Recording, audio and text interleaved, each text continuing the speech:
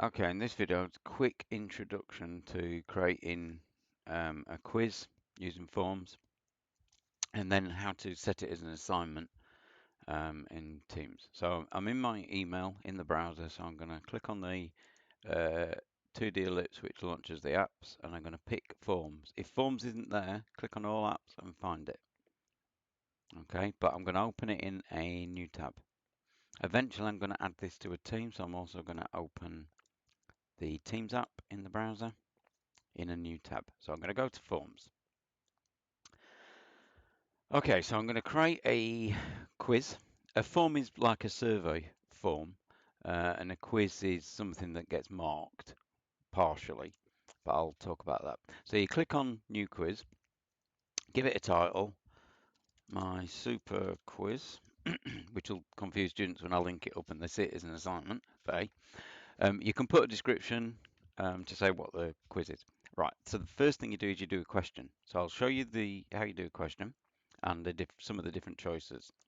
So we click Add New, and it gives you these. These are the defaults. So you've got a multiple choice, you've got a text entry. So if you're doing like a spelling test, you could use the text entry for that. And I'll quickly show you all the different ones. Uh, the rating one's a bit naff because that's more for like surveys. The date one, if you have to select a date, I've not used that one, so you'd have to experiment with that. There are some other ones on this little drop-down menu. The other ones that I've used are rankings, which are quite good. If you've got to like order a set of tasks, you can have no more than 10 items on that though. So if you're doing like chronological order or worst to best and things like that, and they drag and drop the solution, you get a Likert, which is like a 2D table where you can only have one row and column set. So I'll show you a quick option of that one. And then some of the other ones are a bit naff. Don't worry about sections. If you want more detail, come and talk to me. So I'll do the multiple choice one first. So here's my question. Oh, which one is it? Obviously, your questions are going to be better than that, I hope. And then you have to make a decision on whether it's a single answer or multiple answers. If it's a single answer, so I've got like option one, option two, all I do is I tick the one that's the correct answer. I then need to allocate points. So you can have 1 point, 2 points, however many points you want. But you say 1 point. What you'll also want to do is make sure that you click the required thing to make sure that students answer it. You'll also want to do this, and I don't know why this isn't by default there. You want to shuffle the options so that if two students sat side by side, they can't just look at which one they clicked. They have to read the screen. Okay. So we select that, and we'll also put a subtitle. So that allows you to put some extra instruction other than just the question on how you want to answer it. Okay, so that's the first question done. Let's do one with multiple answers this time. So I'm going to do choice again, and I'm going to put the question in. Next question. But this time I'm going to say multiple answers. So I'm going to have 4 options, and option 2 and option 3 are going to be the correct ones. Make sure you've got shuffle on. Now, it's really important it doesn't self-mark these. Unless the students get these perfectly correct, it won't self-mark. So I'm going to make the allocation for this 2 points. And I'm going to say to the students, I say, only select 2 answers. Because it'll let them tick them all, which is really stupid. Okay? You have to review those afterwards, and I'll show you the review process by looking at some past student quizzes that I've done. Okay, and that's the multi-choice. So let's have a look at a couple of the different question types. So let's have a look at the ranking one. So you put your answers in the correct order, and then it randomizes that. So you don't have to do anything more than put your question in, allocate your points. So if it's got 3 in the right, I would give it 3 points. And again, it doesn't self-mark these, so you have to sort of like mark them yourself. And again, I'll try and show you that in a minute. Okay, so there is a thing called add branch. I haven't looked at that. It may be that you've got multiple paths that you can do, like an adventure sort of quiz sort of thing, but I don't know. Right, the text one. So what you do is you put an answer in, so like Codca. One thing I've noticed is that some students may put spaces in when they shouldn't. So I don't know what a Codca is, but there you go. That's just what my fingers did. Uh, it sounds quite interesting. I might have to look it up later. Um, so there is a long answer one, but that's for like something where you would self-grade it. So, but you have to be careful with this. I've had a few students put odd things that were right, but were not what I guessed. So they're trickier to do. Um, and that's about it. So the one thing that you might want to do is when you've created a quiz, and again, you don't have to save anything, it's automatically saved. You can preview it. So you can see it says 1 point, 2 points, 3 points. I've left that one on 3 points, so I probably need to go back. It doesn't automatically work out how many points anything is. So I'm going to go back and set that to 1 point. Preview it again, and you can see what it looks like. So you can see that I can just tick all of them, which is a bit stupid. Okay, so you need to be mindful of giving them extra information. So I've said I only select 2 answers. I've actually said on some of mine, if you select more, I will start taking marks off. Because I did have some people who just clicked everything, which was a bit stupid, but hey.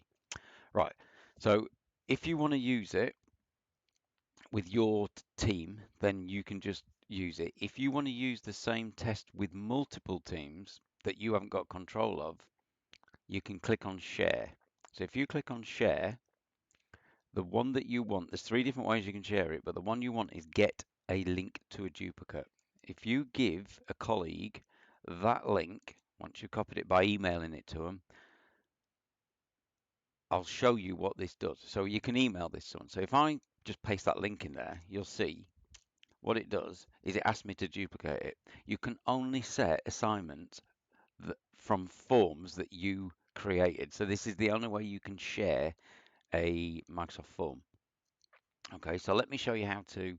So you click on duplicate and it makes a copy for you. So obviously I don't need to do that because I made it. So I'm going to go to one of my classes. So I'll do a year 10 class. It's 10D. So what I want to do is set an assignment for them. So I click on assignment, and there's a couple of ways of setting assignments. Oh, please work. So I'm going to click on create, and I'm going to do quiz. Don't do from existing. What that lets you do is duplicate assignment from another class. Okay. A bit like you can do in Google Classroom if you've used that. Right, so I'm going to say quiz, and what it'll do is it'll show me my forms. And it tends to show you the forms in the order that you've made them. So there's my super quiz. So I'm going to select that. And I'm going to click next. And then if I want that assignment to be done now, I can just click assign. I can mess about and change the dates.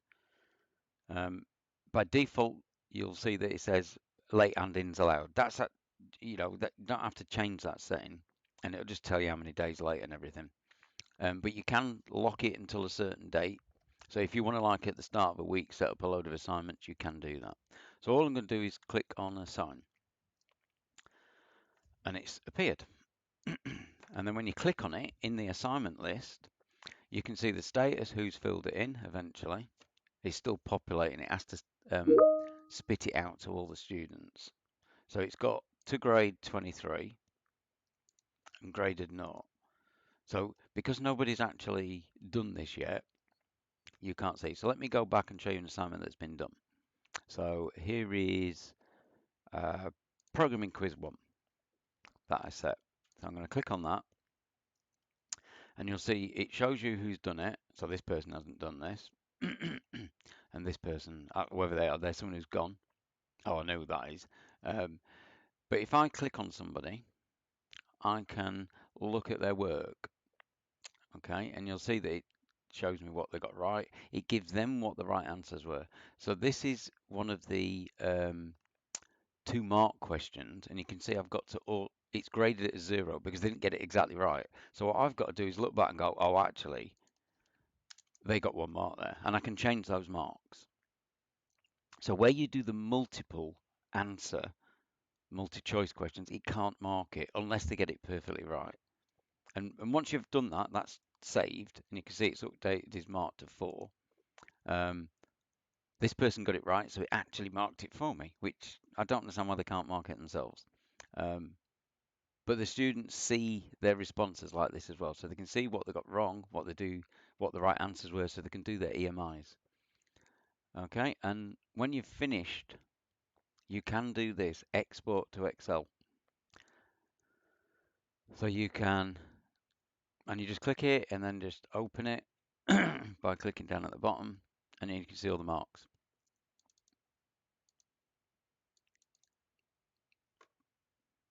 Although that didn't seem to work very. Oh, I haven't sent this back to all the students, so that's the final stage, but you can see all the marks.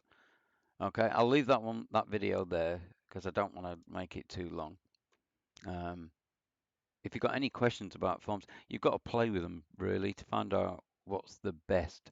But the key bit for me is that if you need to share it between classes, then, and you don't own those other classes, then do the anyone with link can duplicate when you click the share button.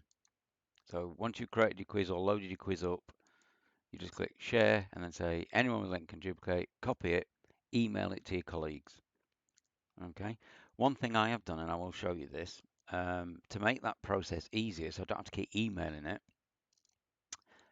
I've actually made, if I go to OneDrive, I've made a document and I've basically used that link to create a little document that links to all the quizzes that we've got. So if I show you the one we used for Key Stage 3, so I'm going to Key Stage 3. I'm just on my OneDrive here. So I'm going to go into my Key Stage 3 shared, and I've got a document here. So this folder is shared with Jess, and I've got my idea tests. And what I've done is that each one of those, when I did that share as duplicate, I've just made a link. So because Jess can see this document, I don't have to tell her I've updated it. She's just got to load it. And all these things, when I click on them, eventually when I click on them, they come up and it says duplicate. Okay, so that's a bit of a tip. If you have a shared folder for your team, there are loads of ways of doing this. I'm exploring, but this is one way which is quite nice and it works. Okay, so that might be useful to somebody.